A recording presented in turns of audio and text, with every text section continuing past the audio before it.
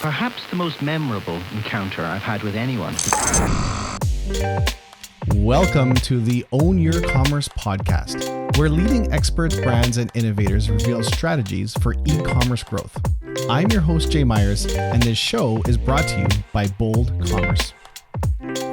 Peter, thank you so much for joining. This is a first of its kind episode. I'm really excited to get into the meat of what I know is going to be a jam-packed episode. We got a lot to cover, but before we go there, tell us about you. Give us your background. Who are you? You know, I hate this part. I've always hated this part, but the team is like, Peter, you got to tell people what you've done. And so, look, currently I am CEO of Bold Commerce, but my background, I started as a marketer. I was at Procter & Gamble, and then I went to Activision, the video games company. And then sort of a long time ago, I went to Intuit, and at Intuit, I had a whole bunch of jobs. I was there, over 10 years. So I was Intuit's chief marketing and product management officer. I ran the Quicken business, and I had a bunch of other jobs sort of within that. And then I went to PayPal, had a great time at PayPal. I was PayPal's most senior marketer for a while. And then I actually ran PayPal's largest P&L, which is their North American small and medium business P&L. Spent time at First Data, where I was their SVP of SMB product. And, I've had my own startup, and I've done a bunch of other things. I was CEO of North America for Xero for a while and other things like that. But I think the way I tell people to think about me is, yes, I've been a GM now for much of my career, but I grew up as a marketing and product-oriented person. So I sort of come from that point of view. Mm-hmm. And there's different types of CEOs. There's very product mind CEOs, and then there's CEOs that are sales oriented that don't really focus on products. It's all sales. And then there's marketing mind. And I think that's something I have come to actually really appreciate about you, is the way you think about go to market and positioning, and because often that's kind of farmed out, and to think about that right from the top down, I think affects the whole company. So I'm not going to go any further until you tell me a crazy fun fact about you, though, because I want people to know that you're a super interesting person. And I feel like every time I'm on a Zoom call with you, I learn some interesting thing about you that I end up telling my wife late. And I'm like, do you know what Peter does for fun on weekends? Or did you know there's different types of card games? Some are called tricks and some are called this. And anyway, there's always something I learn about you. What do you want to share as a fun fact? I am basically the entertainment industry's dream customer. Look, I love movies and TV shows. I play board games. I love video games. I read a lot. I listen to music. I'm sort of a massive music fan. And so basically, if it's entertainment oriented in some way, shape, or form, I probably do it in some way. And so I always think through, and people are like, well, how do you do all that? And the answer is, well, I can't do it as much as I want. but I do it all. And yeah, right. And so you were talking about board games. Obviously, I love playing board games, and I've got a good board game group of friends. But if it's entertainment oriented, that's me. All my hobbies are indoors. I don't go outside. One fun fact about you that I appreciated was a week ago or so, you were talking about this gaming group that you went to go play games with. And we were talking about the different types of games and the trick types of games or something. And someone on the call said, well, what's your favorite game? And you said, I actually didn't go for the games. I went for a specific person I wanted to play against. And I found that really interesting, that was the angle. It's not about the game. It's about the competitor and who it is. And that's the way your brain works. It's not. Yeah. And in this case, it's not even the competitor. It's that, the beautiful thing about board games is that you're sitting with people and hanging out with them. And for me, it's about the companionship. I barely remember if I won or lost a game 10 minutes later, right? For me, it was, I went to this board game convention, and there's one guy there who I only get to see once a year pretty much at this board game convention. And he brings all these really interesting games, and he's a really interesting guy.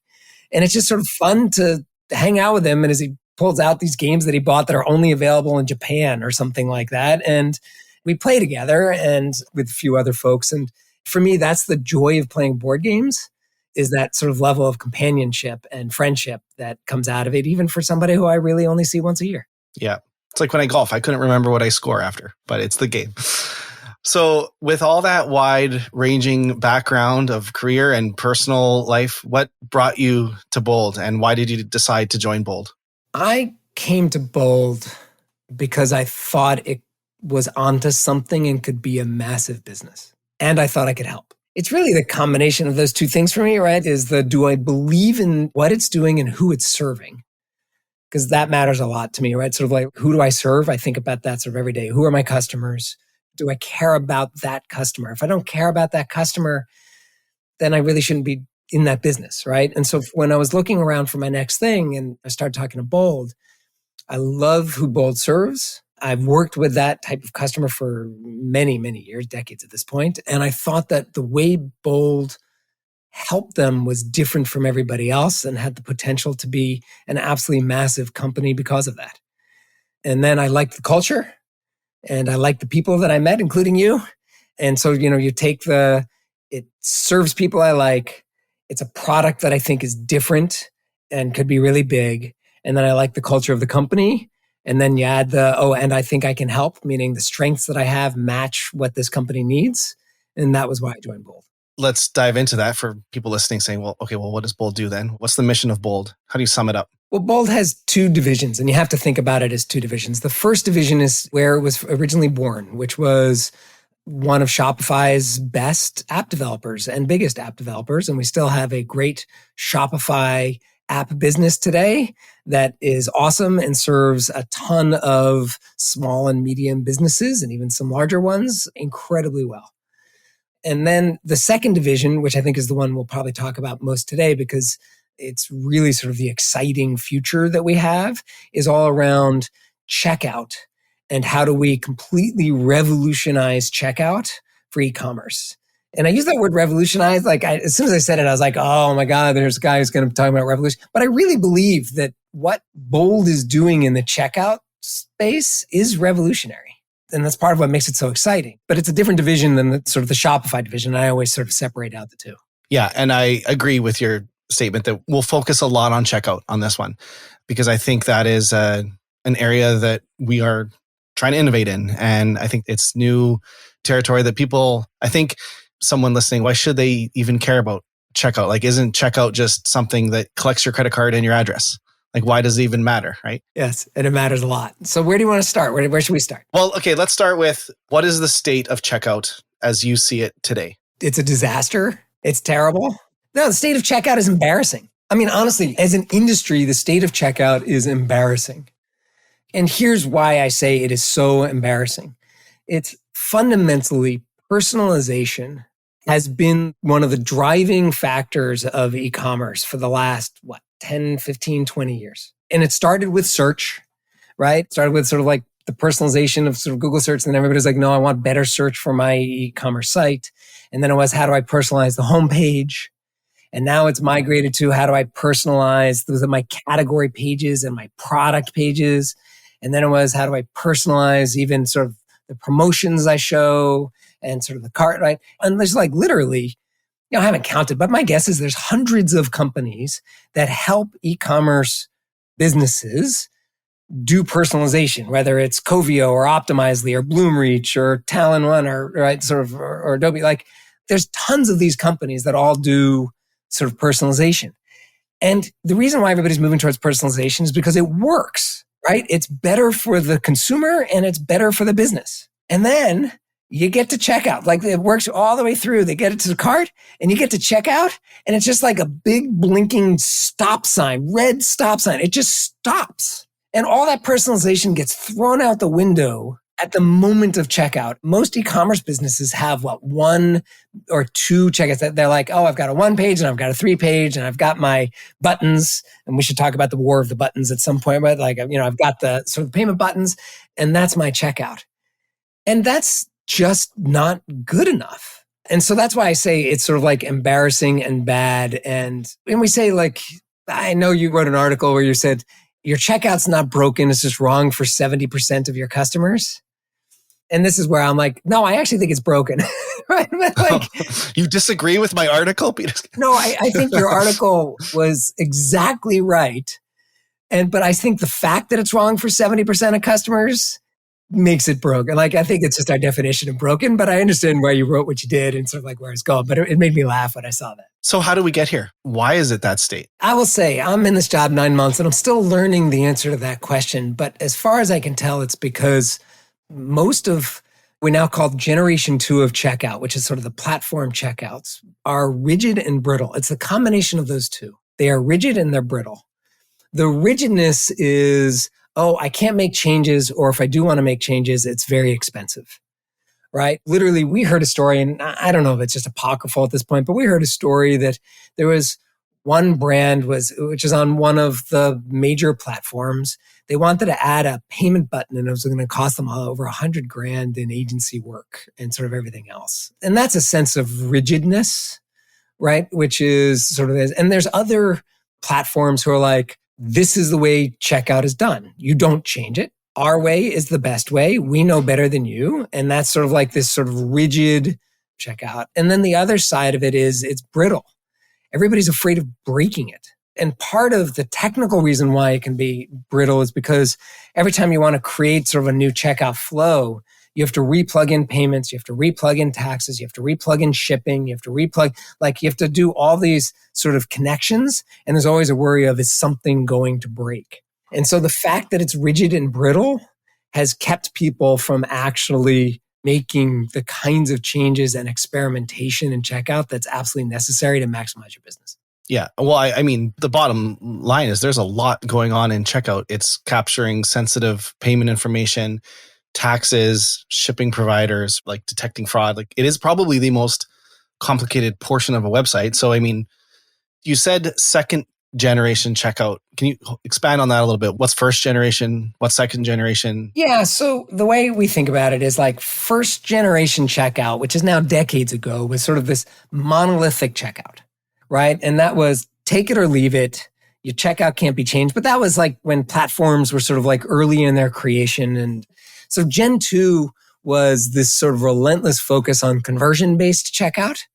And we should talk about the fact that the relentless focus on conversion is also just wrong. I have that on my list to get to, for sure. It's not that it's wrong. That's a little bit of controversial, but it's that it's myopic. We'll get to that later. But so Gen 2 checkout was around, sort of customize, but don't touch the checkout. We've got a single flow, maybe two flows, right? But it is sort of like you can customize that a bit, but don't really touch it. And we're going to maximize it towards conversion. And then Gen 3, which is clearly where we're heading. And I think we're at I'd say the late, early, or sort of maybe early middle stages of this transition to Generation 3. Generation 3 is about tailored checkout, which is bringing the personalization that has hit every other part of the e-commerce stack to checkout. And that's around having hundreds of checkout flows, not one or two, all of which are around sort of designed, personalized, tailored to a consumer journey in such a way to maximize revenue and profit. So Gen 2 is customized and tailored checkout for the brand, whereas Gen 3 is tailored for that specific customer. Yeah, I think that's another way to think about it, right? And when you say customized to the brand, it's also, again, it's limited, right? I do think of it as customized and don't touch it. Sort of beyond that, which comes back to that whole rigid and brittle thing. Right? You can customize it for yourself with your colors, just sort of things, maybe which payments you do, which sort of others, but it isn't designed for dozens to hundreds to thousands of different checkout flows.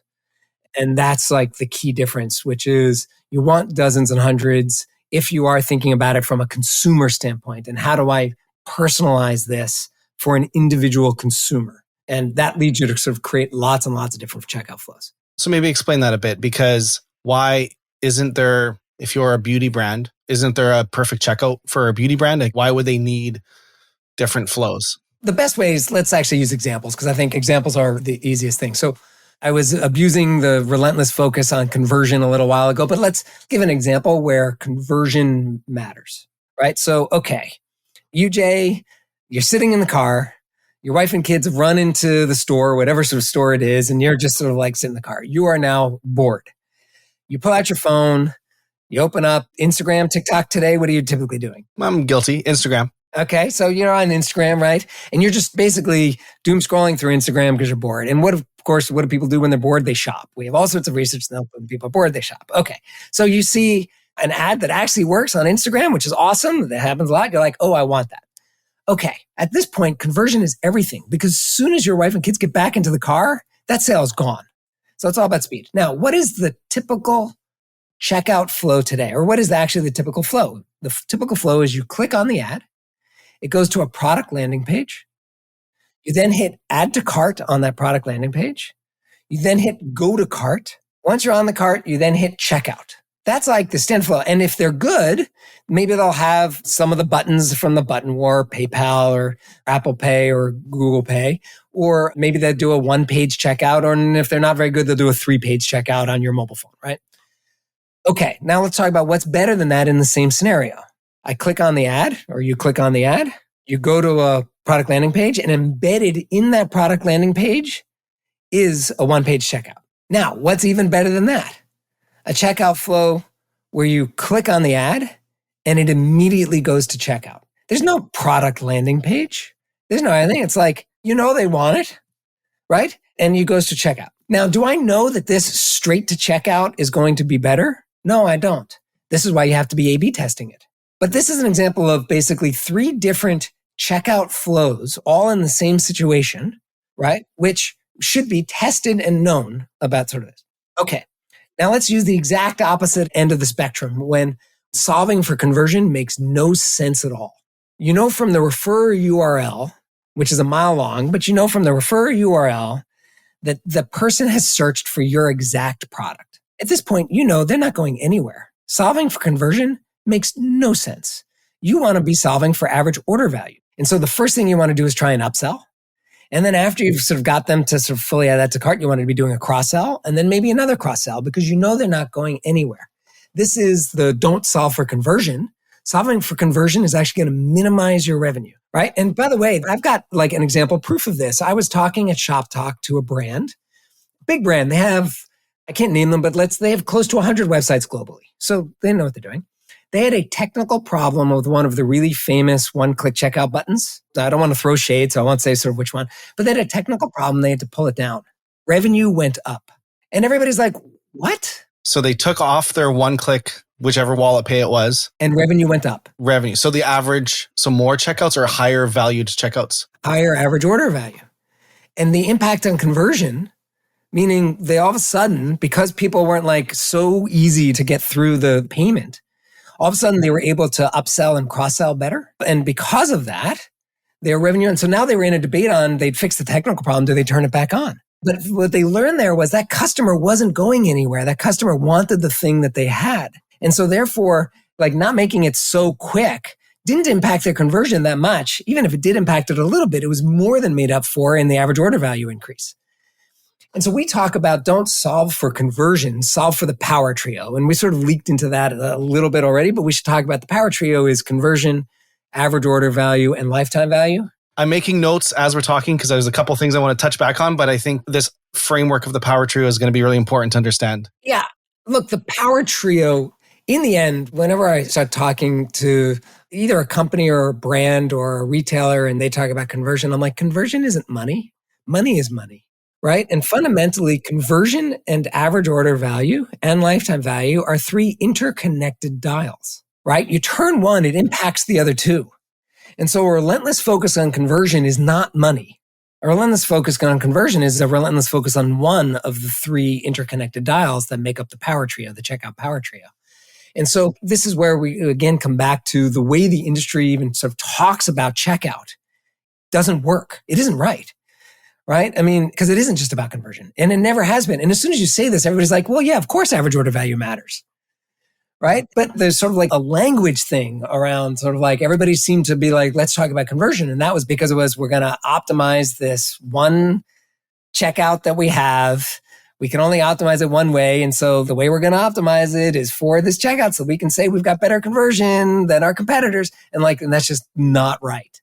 Right? And so that's sort of the power trio and creating these checkout flows to help you optimize the power trio on a per consumer basis. That's Gen 3 checkout. That's tailored checkout, right? Where you're tailoring it to the consumer and every time you just continuing that personalization journey. The way I see it, to your examples, you gave the example of someone coming from a long tail Google search, they're spearfishing a product.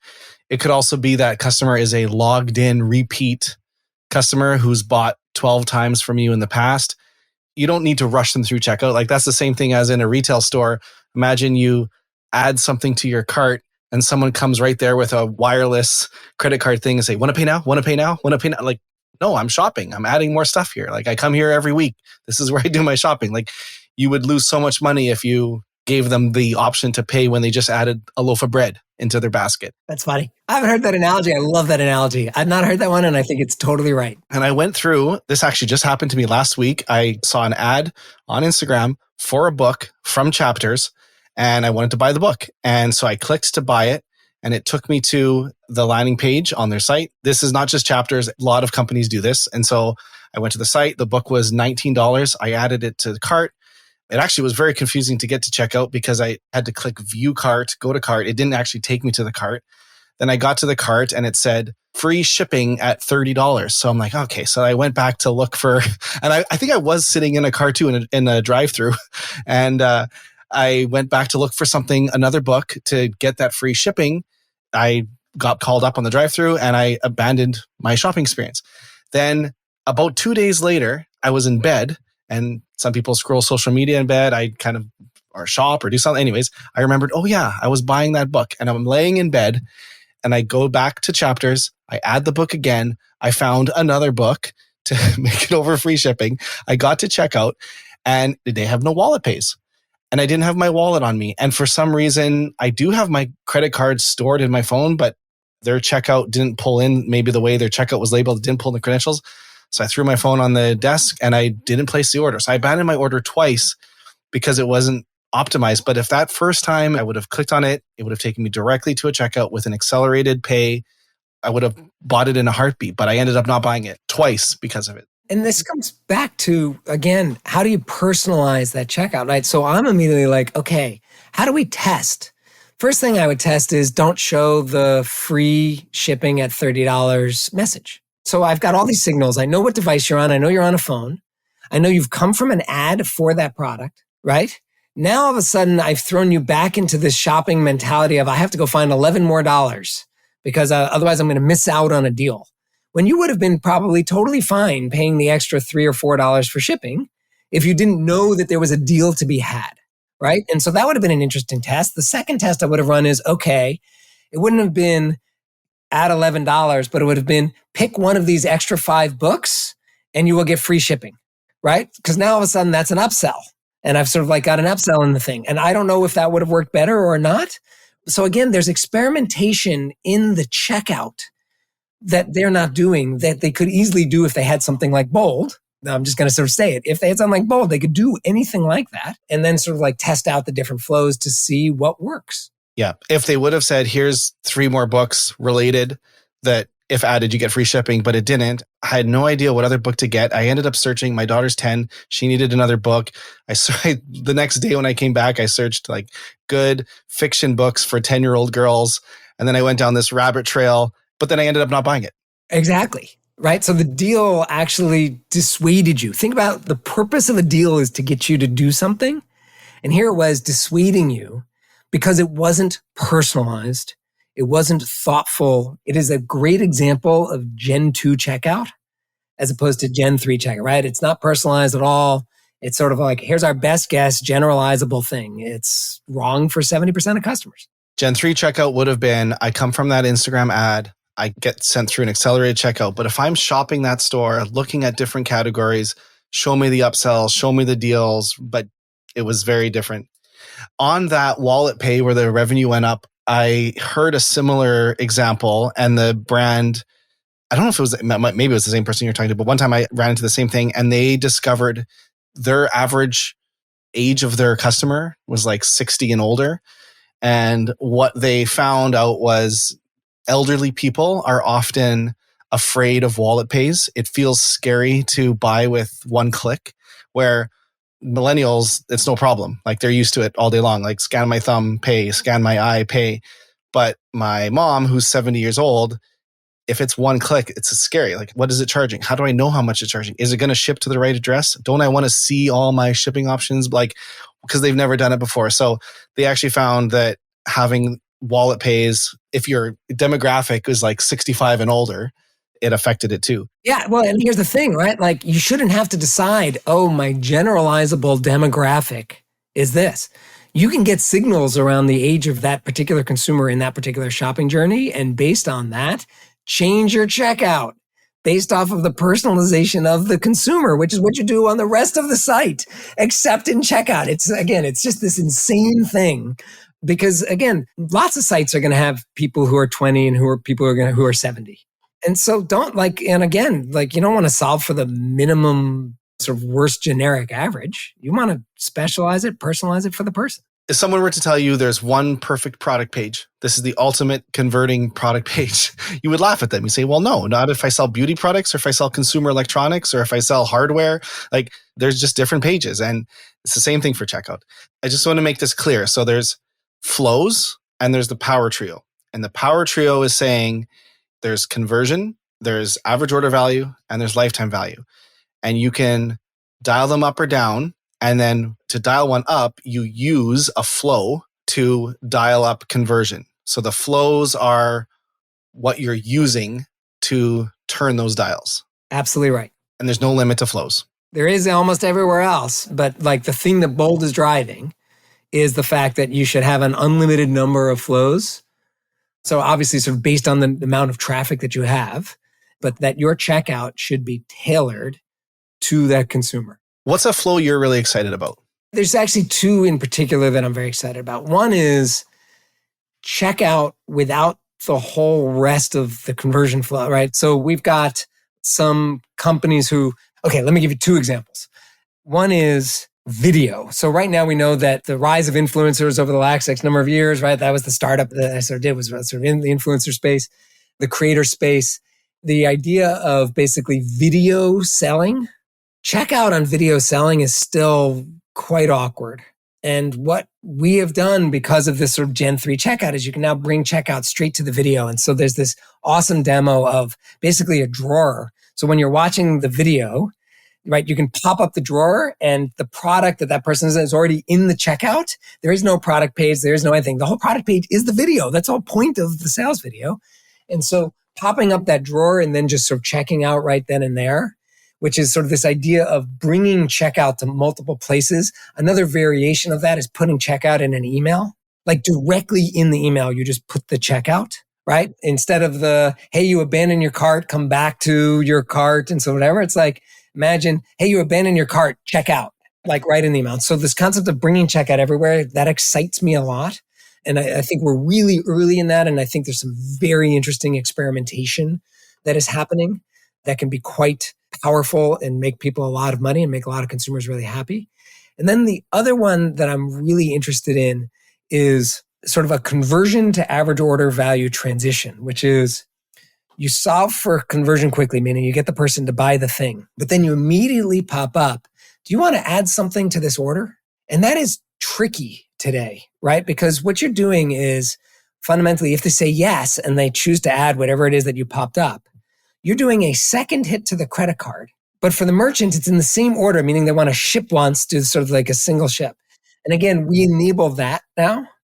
And I think there's a lot that can be done there, which is just add this to the order for the merchant. They can still ship it all at once, but it's multiple payments because you're solving for conversion. And again, this experimentation around how to maximize the power trio, I think those two are super interesting to me. I'm going to say a couple that I really like. And I would actually encourage anyone, we never are salesy on this podcast ever. This is the only time I'm going to take advantage of it. But if you go to boldcommerce.com/demos, or you just go to our main page and click see tailored checkout, there's a whole bunch of examples and more are getting added all the time because it really is limitless. But I think that there is a huge opportunity in print media. I'm seeing a lot of brands were overloaded with digital advertising and emails. But when you get something in the mail, there's a lot of stats that like the average print flyer stays on a counter for 3 weeks before it gets thrown out. It's seen multiple times. You can't just click spam when you get like a 5x7 postcard in the mail. You have to physically hold it in your hand. But the challenge has always been, you can put a QR code on there and take you to the website. That's pretty good. Or you have the URL. Maybe you're even awesome and you have a coupon code where it's like, use this coupon code to get some special offer. But what if you just scan the QR code and it adds maybe a bundle of products? It's a spring lawn care package that you need, fertilizer, seed, a number of things that with one scan, it adds all three at a 20% discount. The person doesn't even have to enter a code. and it's just an accelerated payment.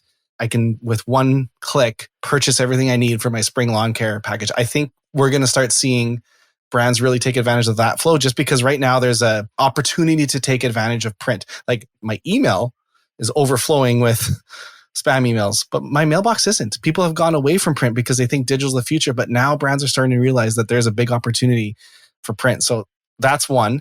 Another one I think is I've recently been talking to a lot of brands in regulated industries, CBD, alcohol, so for CBD, this has come up a lot where if you have products on your site that have any CBD in it at all, it could just be like a CBD candle.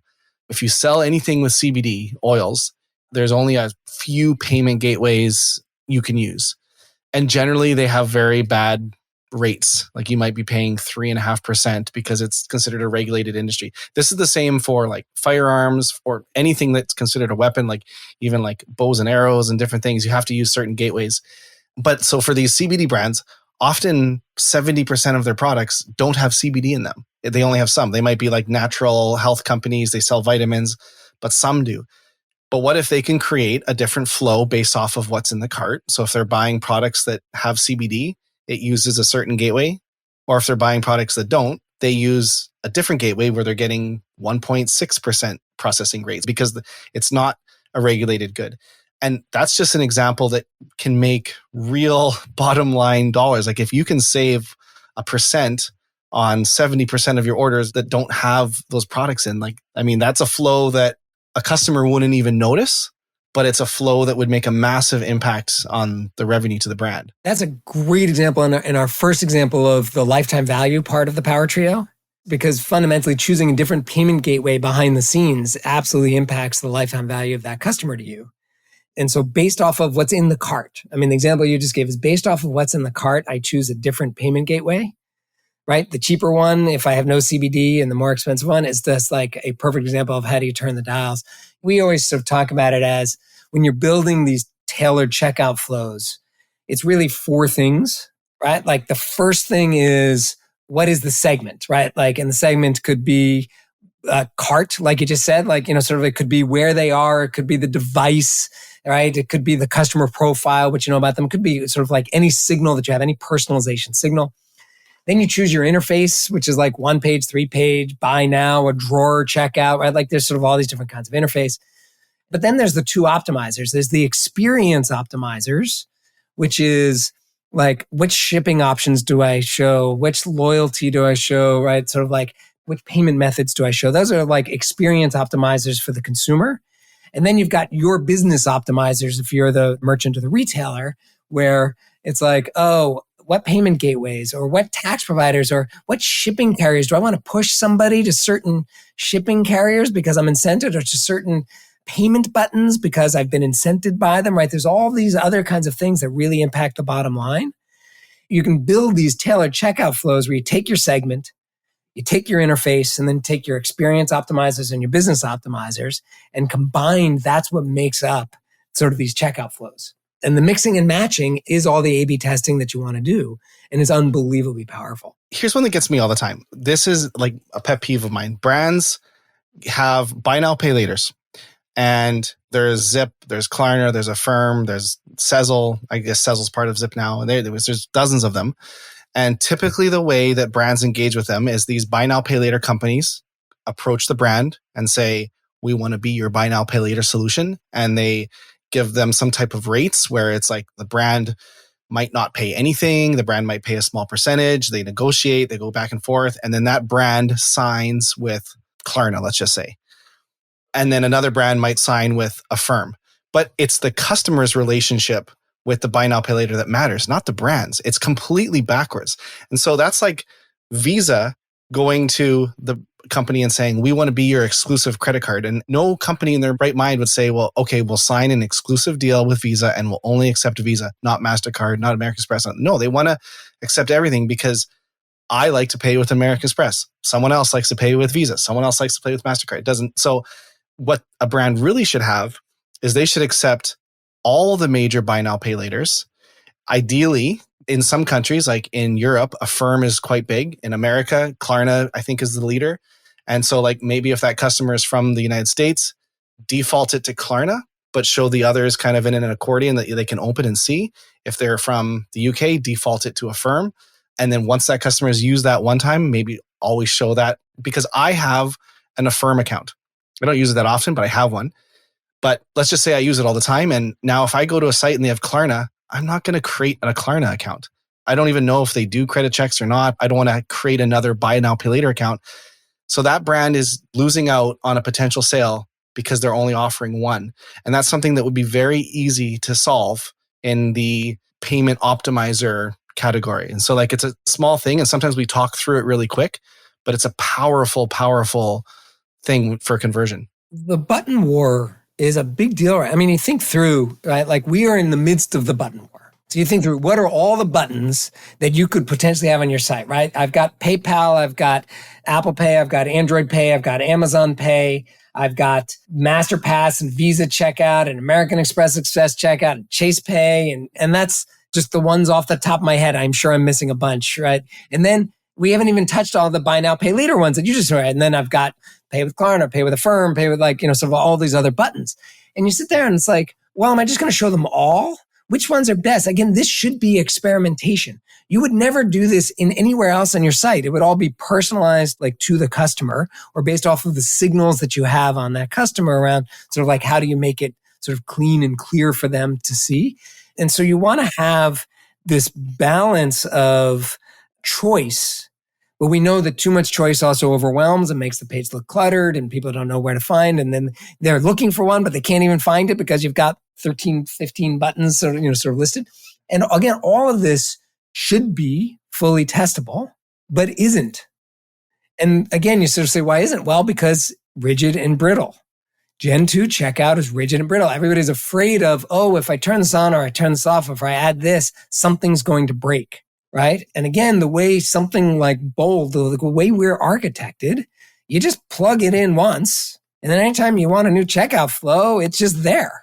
And so companies don't want to add the 3 or 4 buy now, pay laters, partly because they have to do all the work to integrate them, right? And so the TCO just doesn't make sense, right? The total cost of ownership, it's just too high. And so they don't do this. Whereas if you go with a Bold, right? Like, and I keep saying like, but the truth is, this is what it is that we do and why what we do is really amazing is it all comes with, we've already done all those integrations. And so you just integrate Bold and then you get access to all these and you can turn them on and turn them off and experiment and learn based off of the signals that you get. Because the button war is insane right now. And it's only getting worse, right? Because more and more people want their buttons. Yeah, I've been on sites where it's a wall of wallet pays. Choose your payment. Yeah.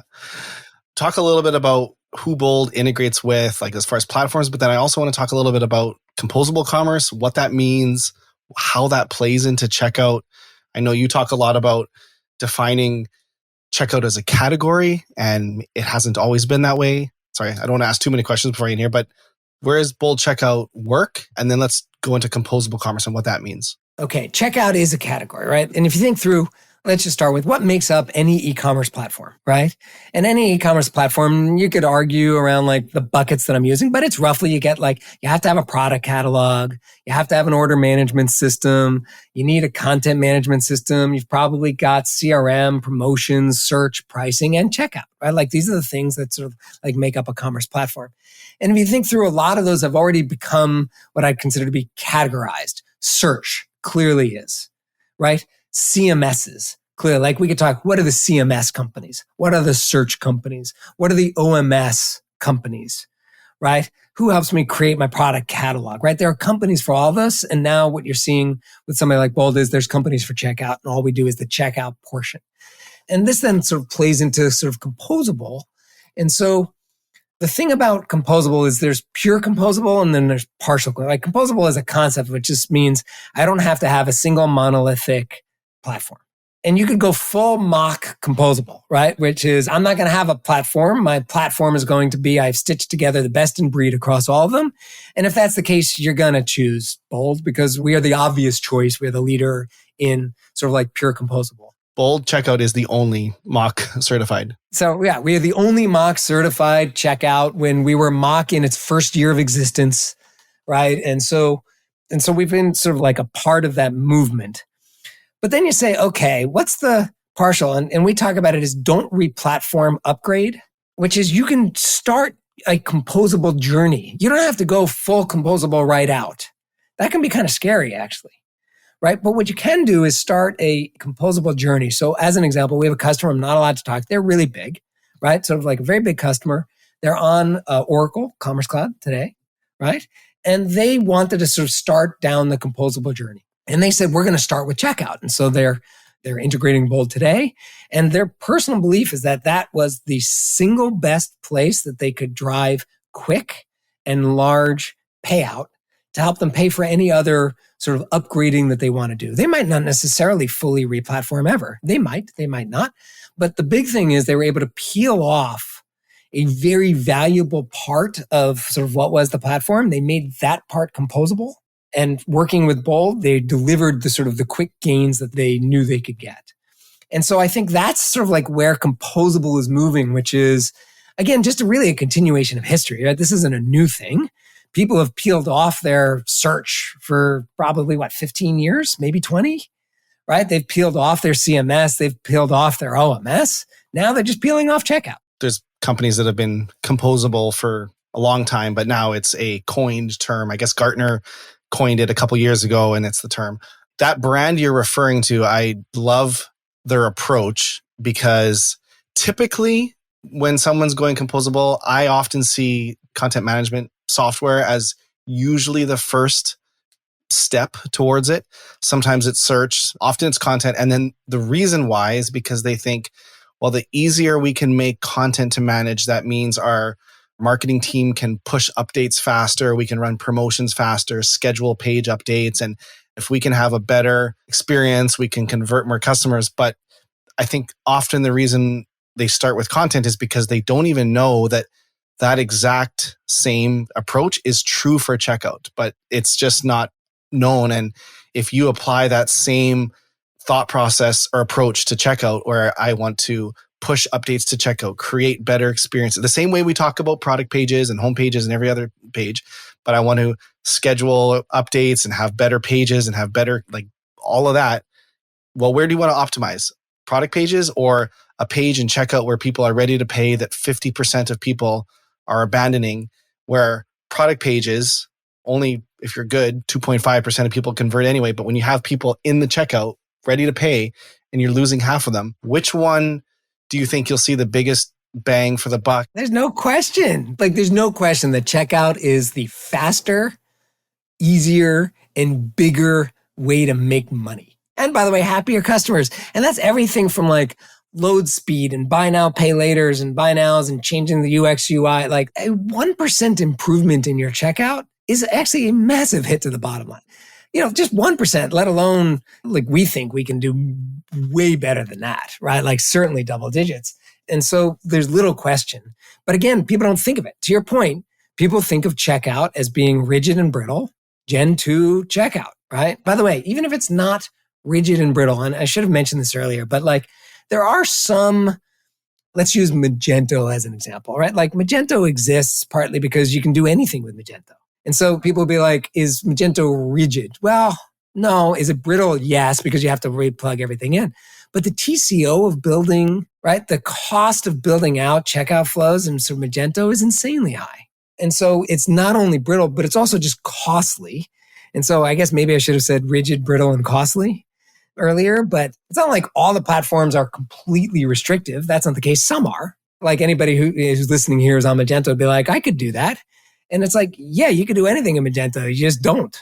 You just don't because it's too expensive. Yeah. If you have the right tools, you can build a Ferrari or the right parts. But so if you're a brand listening right now and they get it, they're shaking their head. They're saying, yeah, I see it, Peter. I see the benefits of checkout. I never really thought about it before. I never thought I could create different checkout flows by customer.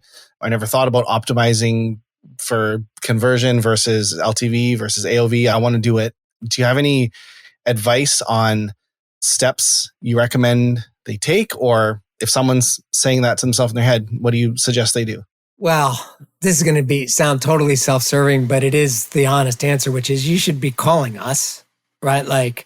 This is what Bold does. We are, to your point, we're the best. And we're the only one who's mock certified. We're the only one. And so there's no question in my mind that the first question you need to just ask yourself is, okay, what platform am I on? And, sort of like, what are the capabilities within the platform?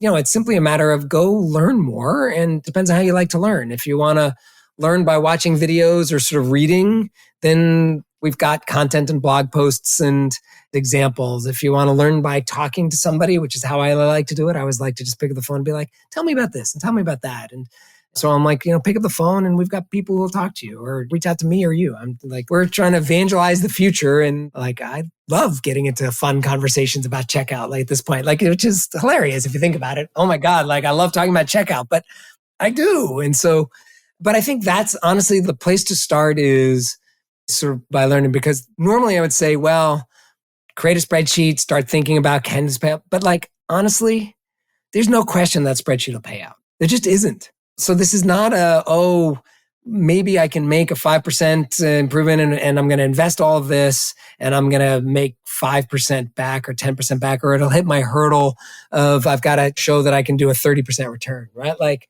we blow that away. It's not even close, right? And so I don't know. Where do you think people would start? Well, I know I agree, and I didn't mean it to be, but you're right. I think something I'm excited about is there's starting to be some really good agencies that, like, if you said a few years ago, I'm looking for an agency, like just go on Google and search for an agency, a checkout optimization agency. Like, it didn't exist. You could find website optimization. And like you said earlier, there's every type of website A/B testing software, but there's specialists that this is their entire job, but that just never existed for checkout.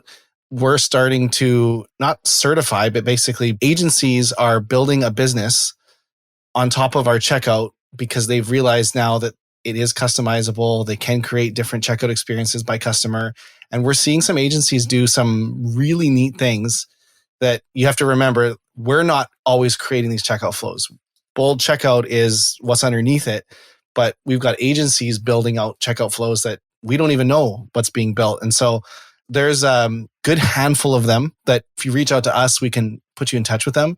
I think in 6 months to a year, there's going to be a dozen more because it's an area that's growing quite fast. And maybe the agency that you work with right now will be pushing you to using a customizable, tailored third gen checkout soon. So I think the approach now is probably go through Bold and we can point you in the right direction to these agencies. But in the future, I don't think that would be the way eventually. That's our hope anyway. I mean, we've added I think 3 agencies in the last month or two, couple months kind of a thing, like 3 really good agencies, because as we're talking to these agencies, they get it. This is what they do all day, right? Like, they totally understand what we can do for their customers, right? And so that's sort of like the beauty of this is like, it's always fun talking to other experts because like, oh, I totally get it. And I have this problem. Can we solve this problem? And it's like, yeah, because it's not rigid and it's not brittle. And based off of the signals, you can go personalize. Let's end with a couple fun, quick questions. I mean, I could talk about checkout for hours with you, but I think that is a really good overview. And if anyone has questions, reach out on it. I'll put some valuable links in the comments where you can see a lot of different checkout flows. I think getting inspired is one of the big things. Like, you don't know what's possible till you know what's possible. Like people, I used the analogy the other day, when people rode horses, they didn't want a car, they wanted a motorized or an electric horse. Like, that's how we think. We think in steps. We don't think leaps ahead. And so I think for a lot, what we're doing is a little bit of a couple leaps ahead. And so we're happy to have that conversation. And I think the inspiration, like, I've seen these light bulbs go off in people's eyes when they see it and they're like, holy cow, I never even thought about that, but that makes so much sense. And so it's fun. It's fun having this conversation. So what is the best purchase you've made online and the worst purchase you've made online? I don't know what my best purchase is, but I will say, let me give a shout out to 2 sites that I really like because they sort of fit my hobbies. I like art books. If you remember going back to the whole, right? I really like art books. And I would say some of my favorite purchases, maybe not like the best purchase ever, but my favorite purchases are when I get these art books. And there's 2 art book specialists in the US that I know of. One is Bud's Art Books by a guy named Bud Plant. And the other is Stuart Ing Books. Ing is NG. And so it's Stuart NG. And the 2 of them, honestly, what they sell me makes me happy. And because I just, I love the creativity of these artists. And so I can just sit and look at art books for hours on end because of the joy that they give me. And so that stuff always makes me super happy. And my worst purchase was when I bought, I forget exactly what it was, and then I got a bead in the mail. So it was basically a scam site that, sort of had this thing that I was looking for. I don't remember exactly what it was, like a kitchen item. It was like a blender or something like that. It wasn't something as expensive as a blender, but they literally shipped me single beads so that they could prove that they had shipped something. And so thankfully PayPal protected me and sort of like refunded. But that is easily the worst, but most memorable, because it wasn't like they just didn't ship. It's like, I got a bead, like a little teeny bead in a padded envelope. Like it was this sort of insane thing. That's crazy. I've heard a lot of bad ones. One person ordered a book online but got like a micro version of the book. You would never think when you order a book online to check the dimensions, but it was like 1 inch by 2 inches. Anyways, what's your favorite online store? Again, I already sort of mentioned the two, right? It's not like I'm shopping on them every week kind of a thing, but what I get from them brings me joy. Do you have a brand that comes to mind when you think of a great checkout experience? So it doesn't have to be a store you like their products specifically, but just any brands that come to mind that their checkout experience is great. Look, if anybody's being honest, they have to start with Amazon. Amazon's checkout experience is amazing. And honestly, they've done a lot on personalizing checkout. If you think through how they personalize checkout, right? Like they do a lot and it's really impressive. My other sort of favorite one, just because it made me laugh and it was so good, was Vistaprint. So when I was doing my startup, yeah. And I needed business cards. And so I went to Vistaprint to get my business cards. Their checkout experience is like 80 pages. I'm exaggerating, but here's the thing that they know. Once I designed my business card, I'm not going anywhere. They were not solving for conversion and how do I sort of like do the quick conversion. Like I had already designed my business card. I wasn't going anywhere. And so then they tried to sell me mugs. They tried to sell me posters. They tried to sell me bumper stickers. But first they did this amazing upsell. Do I want nicer paper for my cards? Do I want it embossed? So it was like this master class. Like for me, and this is obviously, I was doing this well before I was ever in the checkout space, right? But like, I just remember this experience because I was like, this is a master class in how to be great marketers and great salespeople. Because first it was this amazing upsell, and then it was all this amazing cross sell. And only then you sort of check out. And it was just this memorable. How many times can you say you had a memorable experience? And it was just because I was so impressed by how thoughtful they were and what they did. And, I was like, no, well, let me think about that one. So Vistaprint was awesome. I had them actually written down when you were talking earlier about AOV. I was going to mention them, but I ordered from them quite a bit too. And what's interesting is depending what you add to the cart, like if you add, they sell things that aren't customizable, like you can buy like card holders and different things. And then they don't show you all those upsells and cross sells. Like it depends what you put in the cart. Like it's actually I would say Vistaprint is a bit ahead of their time with a third gen checkout. It's definitely worth checking out their checkout. No pun intended there. I always ask this to people. I feel like you'll have something. Do you have any favorite advice you give people or that's been given to you or that you would give yourself 20 years ago? Wow, that's such a awesome and big question. And I'd say some of it, I don't do very many podcasts, but I did another one with my friend Heather Samarin. And we can put a link to it in the notes. And she and her business partner, they did a great job of interviewing me. And we sort of talked about product. The podcast is called Product Rebels. And so I can give them a shout out for this Product Rebels podcast because they did a really nice job of pulling stuff like that out of me. I think the one advice that I would give of anybody who's sort of working on their career, the important thing is to understand what you're great at and take jobs that need what you're great at. That fundamentally, opportunity is created by being a star. And it isn't just a matter of like, take the first promotion or this sounds interesting or sort of like a lot of the other things that people consider when taking jobs, which are all very reasonable things to consider.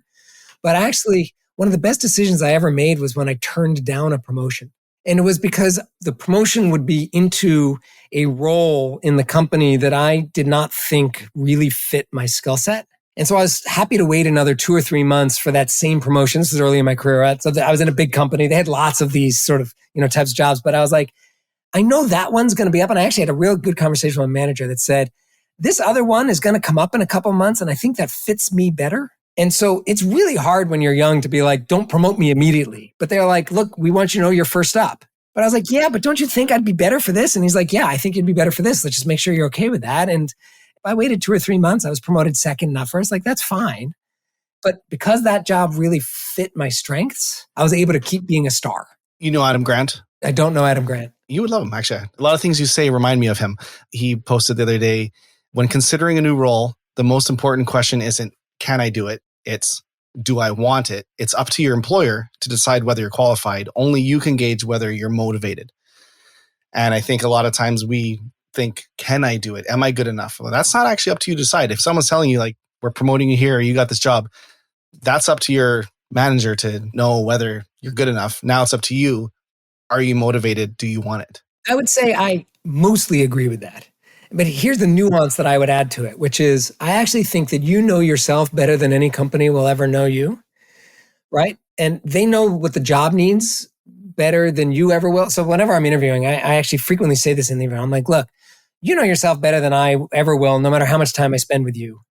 I know more about what this job needs than you ever will, no matter how much time you spend with me. And so what we're trying to do is share information. And so I think this is a case of people should know better than the company whether or not they can knock that job out of the park, right? In some ways, yes, they're the only ones who will know if they're motivated, right? But on top of that, the company will know better whether or not I can do this. I'm like, yes, because they know more about what that job needs. But no, from the standpoint of you know more about yourself and what the two of you are really trying to do together. It's weird to think about interviewing as being a cooperative effort, but I really do believe that it is in many ways a cooperative effort of they want you to be great in this job and you want to be great in this job. And you bring different information to that understanding and they bring different information to that understanding. And I think if I had understood that more clearly early in my career, I could have guided myself into jobs, into sort of like even that much better. And like, I just wish I knew that decades ago. I won't date myself that much. Okay, Peter, last question. If you want listeners to remember one thing, when I listen to podcasts, I try to remember one thing. Can't remember everything. If you want them to remember one thing from this episode, everything we've talked about, what do you want it to be? Your checkout isn't good enough and you can fix it and improve it today. We're already there. We're in third gen, right? The tools are there. You just have to know that they exist and think about how they could really improve your business. But the thinking about how it can improve your business is probably a 10-second conversation with yourself. The big thing is to know that there's no reason why personalization needs to stop at checkout. That's the biggest thing. That's perfect. Peter, thank you so much. This was a lot of fun. I'll make sure there's links to everything in the show notes and really appreciate the time. And thank you everyone who made it this far in the episode. And as always, if you have questions or you want to learn more about anything we talked about today, boldcommerce.com, and just feel free to reach out on there. There's a bunch of different ways you could contact us. Thank you so much, Peter. Thanks, Jay. That's it for another episode of Own Your Commerce. If what you've heard has helped you in any way, I'd love it if you'd leave us a review in iTunes or Spotify or wherever you listen to your podcast. It's a new podcast and reviews really help spread the word. And if you know someone you think that might benefit from this podcast, share it with a friend. If you'd like to learn more about Bold, visit boldcommerce.com. You can view all our past episodes, and if you have a story you'd like to tell, we'd love to have you on the show.